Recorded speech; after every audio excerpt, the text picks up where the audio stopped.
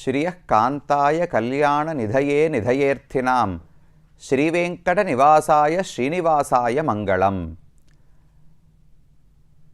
இந்த 108 திருத்தலங்களுக்குள்ளே திருமலை என்றழைக்கப்படுகிற திருவேங்கட மாமலையானது மிகவும் உயர்ந்த திவ்யதேசமாகவே கொண்டாடப்படுகிறது.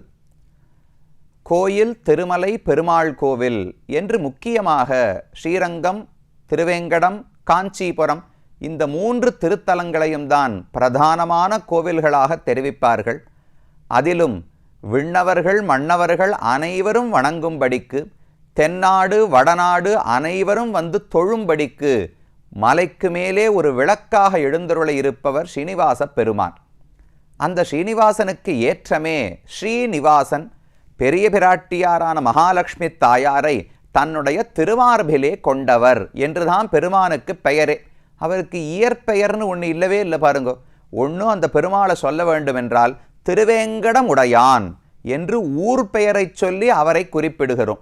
அல்லது அவருக்குன்னு பெயர் உண்டா, ஸ்ரீனிவாசன் பிராட்டிக்கு கணவன் என்றுதான் குறிப்பிடுகிறோம். இந்த உலகத்தில் கூட நாம் பார்க்கலாம். பொதுவாக ஒரு பெரிய கூட்டத்தில் நிறைய பேரை சந்திப்போம். ஒரு கோவிலுக்கு போகிறோம், பல பக்தர்களை சந்திக்கிறோம்னு வச்சுங்களேன். திரும்ப வீட்டுக்கு வந்து கணவனும் மனைவியும் பேசிக்கொண்டிருக்கும் போது யாரோ ஒருவரை பற்றி சொல்லணும்னால் அவரை எப்படி அறிமுகப்படுத்துவது, எப்படி நினைவு கொள்வதுனால் அவருடைய பெயரோ ஊரோ நமக்கு தெரிஞ்சிருக்காது. இன்னார் இருக்காரே இவருடைய கணவர் அப்படின்னு சொன்னால் உடனே சட்டுன்னு எல்லாருக்கும் புரிஞ்சிட போகிறது. அவர் யாருன்னு பாதி பேருக்கு தெரிஞ்சிருக்காது. அந்த மனைவி தானே பொதுவாக கோவிலுக்கு அடிக்கடி வருபவளாக இருப்பாள். கணவன் என்னைக்கோ வாரத்துக்கு ஒரு நாள், மாசத்துக்கு ஒரு நாள் வருவார். அவரை யாருக்கும் தெரிஞ்சிருக்காது. ஆனால் இந்த பெண்ணினுடைய கணவர்னு சொன்னால் உடனே ஊருக்கே தெரிந்து போய்விடும்.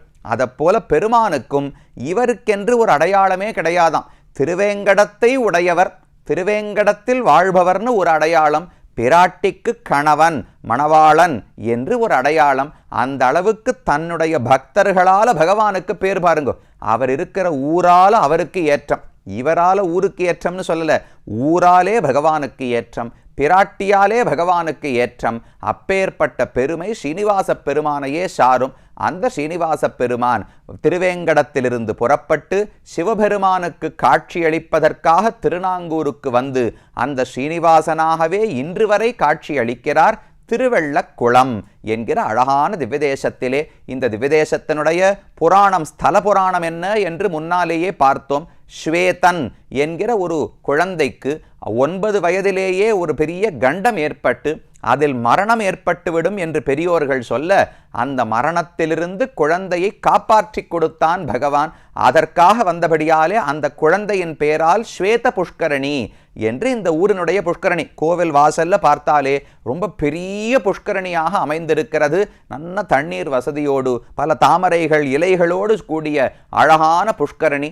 புஷ்கரணியினுடைய கரையிலேயே ஒரு அழகான ஹனுமார் சந்நிதியும் நாம் இங்கு சேவித்துக் கொள்ளலாம். இது வெளியில் இருக்கிற வெள்ளக்குளம் ஸ்வேத புஷ்கரணி. அங்கிருந்து உள்ளே நுழைந்தோம் என்றால் மூலவர் பெருமானை ஏற்கனவே சேவித்து விட்டோம். அழகாக நின்ன திருக்கோலத்தில் ஸ்ரீதேவி பூதேவி நாச்சிமார்களோடு ஸ்ரீனிவாசனாகவே இருக்கிறார். திருவேங்கடத்து ஸ்ரீனிவாசன் எப்படியோ அதே போலத்தான் மூலவர். ஒரே ஒரு எக்ஸ்ட்ரா என்னது, 2 பக்கம் ஸ்ரீதேவி பூதேவி நாச்சிமார்களோடு சேவை சாதிக்கிறார். அந்த கோலத்தை சேவித்துக் கொண்டோம். அடுத்து பிரதட்சிணமாக வந்தோம் என்றால் தாயாருக்கு ரொம்ப முக்கியத்துவம் உண்டு இந்த கோவிலிலே. தாயாருக்கு அலர்மேல் மங்கை என்று மூலவருக்கு பெயர். ஸ்ரீனிவாசனை பற்றி நம்மாழ்வார் பாடும்போது அகலகில்லேன் இறையுமென்று அலர்மேல் மங்கை உரை மார்பா என்று கொண்டாடுகிறார். அகலகில்லேன், பிராட்டி பகவானுடைய மார்பிலே அமர்ந்திருக்கிறாளே, என்னைக்காவது பகவானை விட்டு பிரிந்து போவாளா? இப்போ இந்த ஊரில் ஒரு பெண்ணுக்கு கல்யாணம் நடக்கிறது, புக்ககத்துக்கு கணவனுடைய இல்லத்துக்கு போகிறாள். போனால் அப்பப்போ திரும்ப பிறந்தகத்துக்கு வந்து போவார்கள் அல்லவா? அதை போல பிராட்டிக்கு பிறந்த வீடு எது? பார்க்கடலில் தான் தோன்றினாள். சிந்து கன்யா என்று பல இடங்களில் பேர் கேள்விப்படுறோமோ இல்லையா? சிந்துனா கடல், சிந்துவுக்கு கன்யை. பார்க்கடல் அரசன், கடல் அரசன் தான் அவருக்கு தந்தை. பார்க்கடலிருந்து பிறந்து வந்திருக்கிறாள். அப்ப திரும்ப என்னைக்கான பிறந்த வீட்டுக்கு போவாளா? பகவானை விட்டு பிரிந்து போவாளான்னு கேட்டால் ஒரு நாள் கூட போனதே கிடையாது. என்றைக்கு ஏறி மார்பிலே அமர்ந்தாளோ அன்று தொடங்கி அகலகில்லேன், அகல கில்லேன், அகல மாட்டேன்னு பிராட்டி சொல்லவில்லை. அகல கில்லேன்னு சொன்னால் என்னால் அகல முடியாது என்று பொருள். பிராட்டியால் பகவானை பிரிந்தும் இருக்க முடியும், ஆனால் பிரியாமல் இருக்கிறாள்னு சொன்னா அப்ப கொஞ்சம் அன்பு குறைவானதுன்னு அர்த்தம். ஐயோ, என்னால் பிரியவே முடியாது, என் கணவனை விட்டு பிரிந்து என்னால் இருக்கவே முடியாது என்று ஒரு மனைவி சொன்னாள். அப்ப அன்பு எவ்வளவு அதிகமாக இருக்க வேண்டும். அப்படி அந்யோன்யம் ஒருவருக்கொருவர் மிக நெருக்கமான அழகான காதலோடு பெருமானும் பிராட்டியும் ஸ்ரீனிவாசனும் அலர்மேல் மங்கத்தாயாரும் இருக்கிறார்கள். அந்த பெயரோடைய அலர்மேல் மங்கை.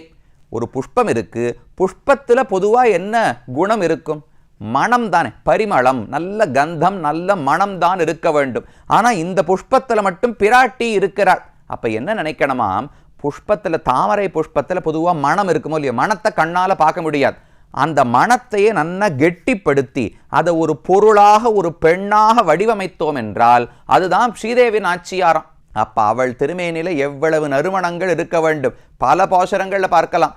நப்பின்னை பிராட்டிக்கு அழகான கூந்தல்ல நிறைய நறுமணங்கள் ஏற்படுமாம். இதை போல பல இடங்கள்ல தெரிவிப்பதுண்டு. அப்ப மனமே வடிவெடுத்தவள் பிராட்டி, அலர்மேல் மங்கை என்று பிராட்டிக்கு இந்த ஊரிலே திருநாமம். மூலவர் அலர்மேல் மங்கை, உற்சவர் பிராட்டிக்கு பத்மாவதி தாயார் என்று ஒரு திருநாமம். பூவார் திருமகள், புஷ்பத்திலே இருக்கக்கூடிய திருமகள் ஸ்ரீ மகாலட்சுமி தாயார். அதனால பூவார் திருமகள் என்றும் பிராட்டிக்கு இந்த இடத்துல திருநாமம் உண்டு. ரொம்ப அழகான திருமேனி, 4 புஜங்கள், 4 கைகளோடு பிராட்டி சேவை சாதிக்கிறாள். மூலவர் தனியா சந்நிதியில இருப்பார். ஆனா உற்சவர் அநேகமா இந்த உற்சவரோடே தான், பெருமாளுடைய உற்சவர் இருக்காரோ இல்லையோ, அந்த உற்சவருக்கு கூடவே தான் தாயாருடைய உற்சவரும் பிரியாமல் இருக்கிறார். இப்பதானே சொன்னேன், பிரிஞ்சால் வாழ முடியாது என்று. அப்ப தனிக்கோவில் நாச்சியார் மூலவர் தனியாக இருந்தாலும் உற்சவர் வடிவத்தில் பெருமானை விட்டு பிரியாமல் என்றுமே தாயார் இருக்கிறார். அழகான திருமேனி, மேல் கைகளாலே தாமரைகளை பிடித்து கொண்டு, வலது திருக்கையில் அபயஹஸ்தம். பயப்படவே பயப்படாதே, யாரும் உன்னை பாதிக்க முடியும். நான் தாய், தாய் உன்னை ரட்சிப்பதற்கு இருக்கும் பொழுது நீ யாரையும் தந்தையை பார்த்து கூட பயப்பட வேண்டாம். உலகத்தில் மற்ற யாராவது நம்மை பாதித்து விடுவார்களோன்னு பயம் இருந்தா, இல்லை நம்ம அப்பா கண்டிப்பா காப்பாற்றுவார், அப்பா நமக்கு தைரியம் கொடுப்பார்னு தந்தையின் இடத்துல பயம் இல்லாமல் இருப்போம். ஆனா சில சமயங்களில் தவறு செய்து விட்டோம் என்றால் அந்த தந்தையை பார்த்தே பயம் ஏற்பட்டு விடுமோ இல்லையோ, அப்ப பிராட்டி தான் அபயம்னு சொல்லணும். தாய் காலில் போய் விழுந்தோம் என்றால் கவலைப்படாத, தந்தை மனதை மாற்றுவது என் பொறுப்பு, அவர் உனக்கு தண்டனை கொடுக்காமல் ஏற்றுக்கொள்ளும்படி நான் செய்கிறேன் என்று தாய் தானே சொல்ல முடியும். அப்ப பிராட்டி அபயம் என்று சொல்லுவது, உன் தந்தையான ஸ்ரீனிவாசனை பார்த்து பயப்படாதே, நான் இருக்கிறேன், நான் என்ன பண்ணணும், நீர் எனக்கு அனுகிரகிப்பதற்கு நான் ஏதான பண்ணணுமானால் இடது கையாலே தன் திருவடிகளை காட்டுகிறாள். இதோ இந்த திருவடியை பற்றிக்கொள், இந்த திருவடியை பிடித்தால் பகவான் ஒரு நாளும் உனக்கு தண்டனை கொடுக்க மாட்டார். அவர் திருவடிகளை பிடிக்கலாம், பிராட்டி நேரம் மோட்சம் கொடுக்க போறது கிடையாது. ஆனா பிராட்டி திருவடிகளை பிடித்தால்தான் ஸ்ரீனிவாசனை நெருங்கி அவன் திருவடியை பிடிக்க முடியும்.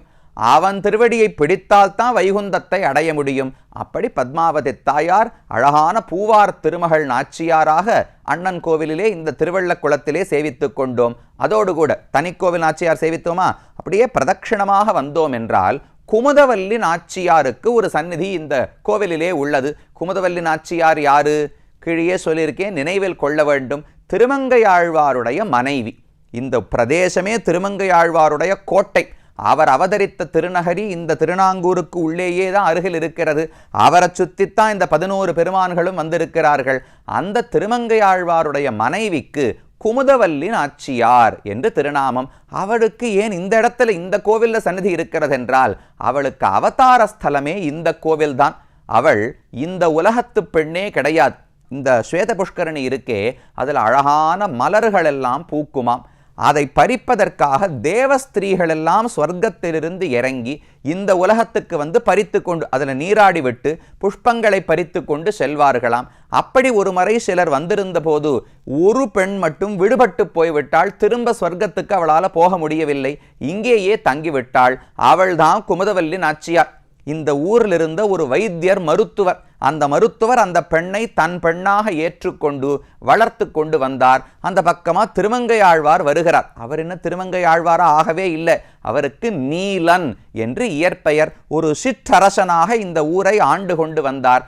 அவர் திருவள்ளக்குளத்துக்கு வந்தபோது இந்த குமுதவல்லி நாச்சியாரை பார்த்து காதல் கொண்டார். கண்டிப்பா இந்த பெண்ணைத்தான் திருக்கல்யாணம் செய்ய வேண்டும்னு ஆசை. நேர வைத்தியரிடத்துல போய் கேட்டார். சரி, உமக்கு அந்த பெண்ணு ஒத்துக்கொண்டால் கல்யாணம் பண்ணிக்கலாம்னு வைத்தியர் சொன்னார். பெண்ணினிடத்துல போய் திருமங்கையாழ்வார் கேட்கிறார். பெண்ணே, உன்னை பார்த்து எனக்கு ஆசை கொண்டு விட்டேன், உன்னை கல்யாணம் பண்ணிக்கணும், நீ ஒத்துக்கொள்ளுகிறாயான்னு கேட்டார். அப்ப குமுதவல்லி நாச்சியார் 2 நிபந்தனைகளை இட்டாளாம். முதல் நிபந்தனை, நீர் முதல்ல போய் பஞ்சசம்ஸ்காரம் செய்து கொள்ள வேண்டும். பகவானுக்கும் உமக்கும் ஒரு தொடர்பே இருக்கவில்லை. ஒரு ஆச்சாரியனிடத்திலே போய் திரு இலச்சனைன்னு சொல்றோமோ இல்லையோ, அவருடைய சங்க சக்கரங்களை நம்முடைய தோள்களிலே பொறித்து கொள்ளுகிறோம். 12 திருமண்களை இட்டுக் கொள்ளுகிறோம். அடியேன் ராமானுஜ தாசன் என்கிற பெயரை பெறுகிறோம்.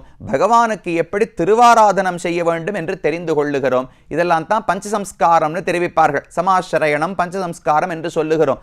அந்த சம்ஸ்காரம் உமக்கு இல்லை. நான் கல்யாணம் பண்ணிக்கணும்னால் ஆச்சாரியனிடத்துல பஞ்சசம்ஸ்காரம் ஆகியிருந்தால் தான் நான் கல்யாணம் செய்து கொள்வேன் என்று குமுதவல்லி நாச்சியார் சொன்னாராம். இன்னைக்கு இருக்கிற பெண்கள் இதை சொன்னா எவ்வளவு அழகா இருக்கும். பெண்ணே நிபந்தனை இடணும். கல்யாணம் பண்ணிக்கணும்னா சமாஸ்ரயணம் ஆயிருந்தா வா, இல்லாவிட்டால் நான் ஏற்றுக்கொள்ள மாட்டேன். இன்னைக்கு என்ன சொல்றோம்? இது படிச்சிருக்கியா, இன்ன வேலை இருக்கா, எவ்வளவு லட்சம் சம்பளம், 80-70,000னா போராது. 1 லட்சம் 1.5 லட்சம் இருந்தா பார்க்கலாம். இல்லாட்டா பேசவே வேண்டாம்னு லௌகிகமா எத்தனையோ சொல்றோம். அடியன் வேண்டாம்னு சொல்லல, அந்த நிபந்தனைகள் எல்லாம் இருக்கட்டும். அதோடு கூட வைதிகமாக உனக்கு பக்தி இருக்கா, கோவிலுக்கு போவாயா, பெருமானுக்கு கைங்கரியம் செய்வாயா, ஆச்சாரியனிடத்துல உனக்கு ஆசை இருக்கிறதா, இதை எல்லாத்தையும் கேட்டு தெரிஞ்சுக்க வேண்டாமா? குமுதவல்லி நாச்சியார் கேட்டார். அவளுக்காகத்தான் திருநறையூருக்கு போய் திருமங்கையாழ்வார் பஞ்சசம்ஸ்காரமே செய்து கொண்டு வந்தார். அது முதல்ல நிபந்தனை. 2வது சொன்னா, நீ இப்ப பகவானுக்கு பக்தனாக ஆகிவிட்டீர், அது போராது, பக்தர்களுக்கு பக்தனாக இருக்க வேண்டும். 1000 பேருக்கு தினமும் ததியாராதனம் செய்ய வேண்டும், அன்னதானம் செய்ய வேண்டும்னு விதித்தாளாம். அதையும் பல ஆண்டுகள் செய்து பிறகுதான் திருமங்கையாழ்வார் குமுதவல்லி நாச்சியாரை திருமணம் செய்து கொண்டார். அப்போ ஒரு விதத்துல பார்த்தால் திருமங்கையாழ்வார் ஆனதுக்கே இந்த பிராட்டி தான் காரணம். அவர் அரசனாகத்தானே இருந்தார். அவரை மனசை மாற்றி அவரை ஒரு பக்தராக ஆக்கினதற்கு பெரிய பங்கு குமுதவல்லி நாச்சியாருடையது. இன்னைக்கு எந்த பெரிய உற்சவம் புறப்பாடு நடந்தாலும் திருமங்கையாழ்வார் தனியாக போகவே மாட்டார். திருமஞ்சனம் அபிஷேகம் நடந்தாலும் 2 பேருக்கு சேர்த்துதான், புறப்பாடு நடந்தாலும் 2 பேருக்கும் சேர்த்துதான். கீழே தை அமாவாசை 11 கருட சேவைன்னு பார்த்தோமே மணிமாடக்கோவில் பார்க்கும் பொழுது, அதற்கும் திருமங்கையாழ்வாரும் குமுதவல்லி நாச்சியாரும் சேர்ந்துதான் ஹம்சவாகனத்தில் எழுந்தருள்வார்கள். எங்க போனாலும் மனைவியை விட்டுட்டு பெருமாளை சேவிக்க போகவே கூடாது. குடும்பத்தோடு தான் போகணும், தனியாக போகக்கூடாது. அந்த எல்லாத்துக்கும் எடுத்துக்காட்டாகத்தான் இருக்கார். அப்ப கணவனுக்கும் மனைவிக்கும் ஒத்த கருத்து இருக்கணும். 2 பேருக்கும் பெருமானிடத்தில் ஈடுபாடு இருக்கணும். 2 பேருக்கு சேர்ந்து போய் சேவிப்பதில் ஆசை இருக்க வேண்டும். அந்த குமுதவல்லி நாச்சியாருடைய அவதார ஸ்தலம் இந்த ஊர். அதனால அழகான திருக்கோலம் விக்கிரகத்தோடு கையில ஒரு கிளியை வைத்துக்கொண்டு மற்றொரு கையை தொங்க விட்டு கொண்டு இந்த ஊரிலே குமுதவல்லி நாச்சியாருக்கு சந்நிதியும் இருக்கிறது. இந்த ஊருக்கு திருமங்கையாழ்வார் எழுந்தருளுகிறார். 11 கருட சேவை தை அமாவாசை நடக்கிறதோ இல்லையோ, அதிலிருந்து 2வது நாள் கருட சேவை முடிந்து திரும்ப திருநகரிக்கு போகும் பொழுது இந்த திருவள்ளக்குளம் திவ்யதேசத்துக்கு மங்களாசாசனம் செய்வதற்காக திருமங்கையாழ்வார் வருகிறார். வந்தா மாப்பிள்ளை பெண்ணினுடைய வீட்டுக்கு வருகிறாரோ இல்லையோ, குமுதவல்லி நாச்சியாருக்கு பிறந்தகம் இது. திருமங்கையாழ்வார் மாப்பிள்ளை வரார். அப்ப ஊர்க்காரர்கள் எல்லாரும் மாப்பிள்ளையை வரவேற்பதற்காக மஞ்சள் பூசப்பட்ட தேங்காய் அதை எல்லாரும் திருமங்கையாழ்வாருக்கு சமர்ப்பித்து அவரை வரவேற்பார்களாம். இது இன்றைக்கும் நடந்து வருகிறது.